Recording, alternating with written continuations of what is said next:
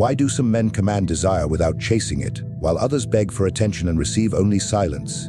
Today, we uncover the silent psychology of the king. 5 hidden laws that make attraction inevitable, without a single plea, without a single word. Rule of self, sovereignty. A man without self, sovereignty is a man without a throne.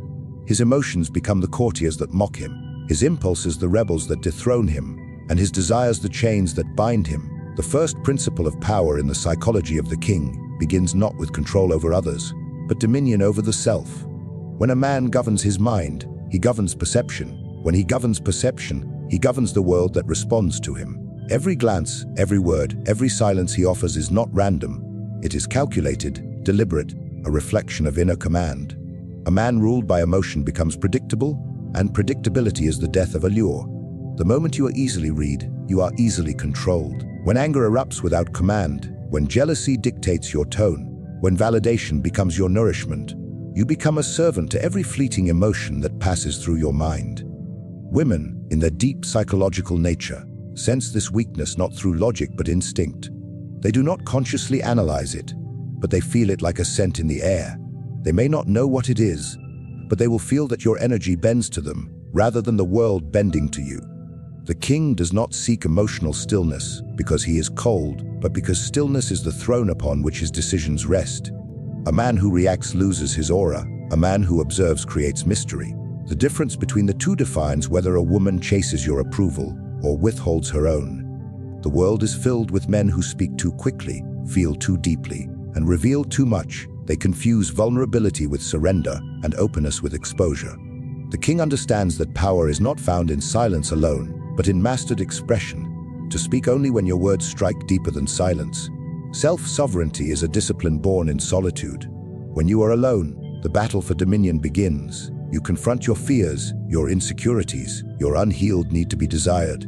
You begin to see how every action you take, every gesture you make, has often been shaped by an unconscious hunger for validation. You post to be seen, you speak to be admired, you love to be needed. And in this pattern you lose your crown, because everything you are becomes a reflection of what others give you. But a king who has conquered his solitude no longer depends on the echo of admiration. He becomes the source of it. Self-sovereignty is not arrogance. It is not emotional detachment. It is emotional mastery, the art of allowing nothing and no one to shift your inner equilibrium. You may feel the pull of desire, but you do not kneel before it. You may sense the urge to react, but you hold the sword of your composure firm. When you control yourself, you become rare, and what is rare becomes desired. Women chase what they cannot easily influence, because influence is the first taste of control, and what they cannot control, they long to possess. The man who commands himself becomes the most magnetic paradox, warm enough to intrigue, untouchable enough to respect. The king does not demand loyalty, he inspires it through discipline. His routine, his boundaries, his silence. These are not walls of arrogance, but fortifications of self-rule. When you rise before dawn to sharpen your purpose, when you refuse to drown in distractions, when you turn rejection into refinement, you announce to the world that your kingdom is within. Every glance he gives carries the weight of a man who does not need approval because he has already given it to himself. The psychology of the king begins here. Not in manipulation, not in seduction, but in authority over the inner realm. For a man who has not mastered himself cannot lead, cannot command, and cannot be desired for long. The woman may be drawn to the fire of his passion, but if that fire is uncontrolled, it burns rather than warms. To make women crave your presence is not to act powerful, it is to become it. The king's aura is not a performance. It is the natural fragrance of a man who has conquered his own chaos and now rules in silence over the world that bends to his calm rule of absence. Presence pleases, but absence conquers.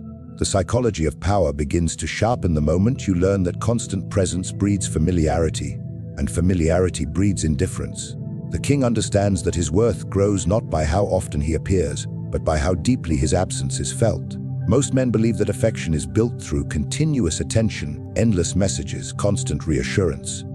They give themselves too easily, and in doing so, the woman no longer wonders, she knows, and what she knows fully, she no longer values completely. Desire feeds on curiosity, and curiosity starves in abundance. The king plays not with silence for cruelty, but for cultivation. His absence is not withdrawal, it is architecture. He shapes it as a sculptor does with marble, cutting away access until what remains is only what is necessary. Every moment of distance plants a question, and every unanswered question grows into fascination. When he steps back, the world leans forward. This is not manipulation, but mastery over rhythm. Even music needs silence between notes to become beautiful. A man who is always available becomes a convenience, and convenience has never inspired longing. The king does not beg to be seen, he chooses when to be visible. His disappearance has purpose. It allows desire to mature in his absence. The woman begins to think, to replay words, to study expressions, to decode glances that once seemed effortless. His silence becomes her conversation. His distance becomes her obsession. She feels his absence like a haunting presence. Because a man who can walk away without explanation proves he belongs to no one's leash. Absence only works when your presence was meaningful. The king knows that his moments of appearance must carry weight. When he speaks, he must leave behind impressions that echo long after he departs. A faint smile, a piercing gaze, a few words spoken with calm authority. These become symbols of him. When he withdraws, the woman does not just miss his body. She misses the sensation of being seen by someone whose gaze felt like judgment and worship at once. The psychology of absence works because human desire is rooted in uncertainty. The more we are unsure of where we stand, the more we crave confirmation. The king does not rush to confirm affection. He allows uncertainty to work in his favor. He understands that a heart left wondering beats faster. While others chase instant validation, he masters the art of delayed gratification, not just for himself, but as a force of influence. His absence reminds her that his attention is not a gift she can summon, but a privilege she must earn. When he steps back, he does not vanish into emptiness. He retreats into purpose. Absence without direction breeds weakness, but absence filled with self, cultivation creates gravity. The king uses this distance to sharpen his craft, refine his discipline, strengthen his presence. When he returns, he does not return as the same man. He returns elevated. The woman senses it, not through words but through energy. His aura has matured, and his absence now feels justified. It becomes proof that his time belongs to purpose, not to the whims of emotion. The weak man disappears in bitterness. The king withdraws in silence. The difference lies in intent. One runs from rejection, the other commands scarcity. In a world addicted to visibility, invisibility becomes a superpower. The king knows that people chase what retreats and tire of what remains. He practices the art of controlled distance, knowing that mystery breathes life into admiration. A man who gives space creates the hunger that his presence will later satisfy. Absence transforms a man into a myth. It allows imagination to paint him larger than life. Each time he chooses solitude over social noise, restraint over reaction, silence over explanation, he adds layers to his legend. He teaches through distance that he does not need to be seen to exist in the mind of others. His energy lingers, his words echo, his image burns quietly in memory. He becomes unforgettable not because he is always there, but because he dares not to be. Through absence, the king separates himself from the masses of men desperate to be noticed.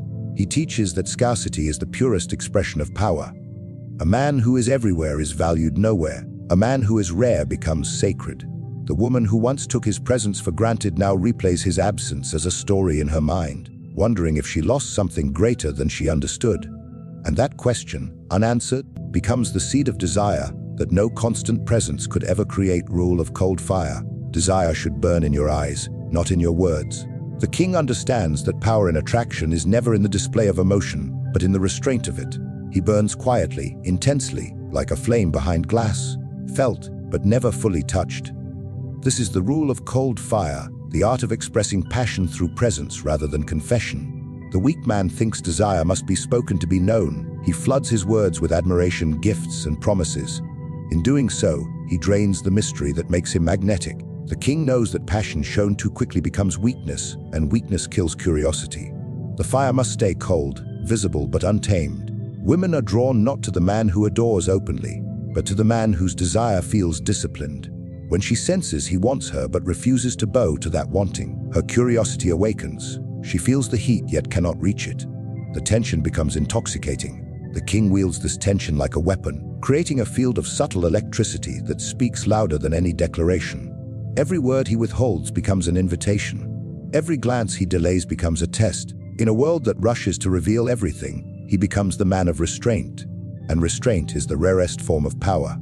Cold fire is not the absence of emotion, it is the mastery of it. The king does not suppress his desire, he shapes it. He channels it into his work, his discipline, his silence. His energy radiates not from desperation, but from direction. A woman can sense when a man's passion consumes him versus when it empowers him. The first kind of man becomes dependent, his identity wrapped around the attention he receives. The second becomes independent, his aura charged with quiet authority. The difference between these two creates the difference between being desired and being ignored. When the king enters a room, he does not chase attention, yet attention bends toward him. It is the quiet intensity in his gaze, the unspoken certainty in his movements, the calm awareness that makes others want to be noticed by him. He does not flatter, he observes. He does not seek to please, he makes others earn his interest. The energy of cold fire is not loud, but it consumes everything around it in silence. His presence says what his mouth does not need to. When he looks at her, she feels chosen but not possessed, seen yet not captured. This paradox fuels attraction because it blends passion with mystery, warmth with distance. The king's mastery of cold fire is psychological warfare. He understands that people desire what they cannot fully define. When she feels he is drawn to her but cannot predict his next move, her thoughts revolve around him. She replays every moment, searching for meaning in what he did not say. His composure becomes her puzzle. His silence becomes her obsession. The more she tries to read him, the more deeply she falls under his influence. This is how the king turns desire into control. He does not give what is expected, and in withholding it, he creates value. Cold fire is also a reflection of emotional intelligence. The king does not act out of impulse, he acts out of purpose. When he feels attraction, he studies it instead of surrendering to it. He knows that true seduction lies in patience, not pursuit. He lets the feeling simmer until it becomes strength. Each restrained impulse becomes fuel for charisma. Each unspoken thought becomes depth. This kind of man becomes magnetic because his emotions do not control him. They serve him. A woman senses that his heart burns, but his mind commands. That union of passion and power forms the most dangerous kind of allure. The weak man confesses too soon, exposes too much, and in his eagerness to be loved destroys the tension that could have built it. He wants relief, not power. The king seeks the opposite. He allows tension to live, to breathe, to grow. His words are few but calculated, his gestures slow but deliberate. His entire being communicates a single truth he could want, but he does not need. The moment desire becomes optional, it becomes irresistible. The king's self-control transforms every interaction into an art form, where every silence feels intentional and every look feels like a decision. Cold fire separates men of impulse from men of power. It teaches that passion without discipline is chaos, and discipline without passion is emptiness. The king embodies the middle ground, a fusion of heat and ice, of longing and restraint. His calm intensity disarms, his patience provokes, his mystery seduces. And while others burn out in emotional excess, he continues to glow quietly, leaving behind the scent of something dangerous, sacred, an unforgettable rule of choice illusion. Let them believe they choose you, when in truth, every path leads back to your approval. The essence of power in human interaction lies not in domination, but in direction. The king understands that control is not achieved by forcing others to obey, but by guiding them into believing that their choices are their own. This is the rule of choice illusion, the invisible art of shaping perception while appearing detached from it. Most men try to win women through persuasion, validation, or pursuit, revealing their desire openly and thus surrendering their authority. The king never persuades, he positions. He creates the frame of the game, then lets others play within it. Choice illusion begins with the subtle crafting of value. The king does not chase, he constructs an aura that must be earned. His approval becomes rare, and rarity transforms into power. When he speaks, he gives the impression that every exchange is voluntary, but beneath the surface, his words and silences shape emotional gravity. The woman begins to move closer, not because he asked, but because she feels it is her own decision. She will think she is chasing clarity, but she is in truth following his design. The king knows that people crave both freedom and guidance. Freedom to feel autonomous and guidance to feel secure. The master manipulator gives them both at once. This illusion requires the discipline of patience. The king never rushes to correct perception. He lets it form naturally. He knows that the mind values what it believes it discovered. If she feels she uncovered his mystery, she will guard that discovery like treasure. If she feels she earned his time, she will protect it with loyalty. This is why the king avoids oversharing, over-explaining, or justifying his actions. The more she fills in the blanks, the more emotionally invested she becomes in her own interpretation of him. The illusion of choice is therefore sustained not by deception, but by space for her imagination to work in his favor. The psychology behind this rule is ancient. Every human being desires control, especially in love, but the one who gives the illusion of control, while quietly steering the direction, holds true influence. The king does not command affection. He designs the environment in which affection grows. He does not ask for attention. He creates a world where his absence feels like imbalance. The woman begins to choose him repeatedly, even in moments when she swears she will not. The illusion of independence keeps her pride intact, while her heart slowly bends toward his gravity. The king's mastery of this rule lies in emotional contrast. He offers warmth without full surrender, attention without full devotion, validation without dependence. These contradictions keep the illusion alive. She feels she can win him, but never fully possess him. Each moment of connection feels earned, each silence feels like a test. The mind becomes addicted not to comfort, but to uncertainty. The king knows that addiction is born in inconsistency.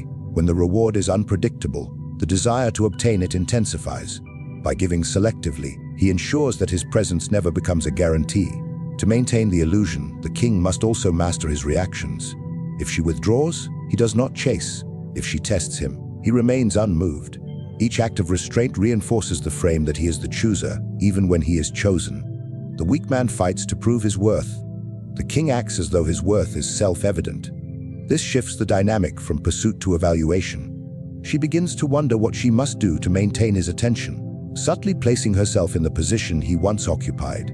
Control changes hands not through confrontation, but through quiet recalibration. Choice illusion is not deceit, it is psychological choreography. The king is not lying to manipulate, he is guiding to maintain balance. Relationships built on open dominance collapse because the illusion of freedom disappears. But when a woman believes she moves by her own will, her emotional investment deepens. The king's power lies in offering doors that all lead to his court. Whether she seeks him through admiration, curiosity, or even resistance, the outcome remains the same. He stays the center of her mental landscape. He practices this rule beyond romance.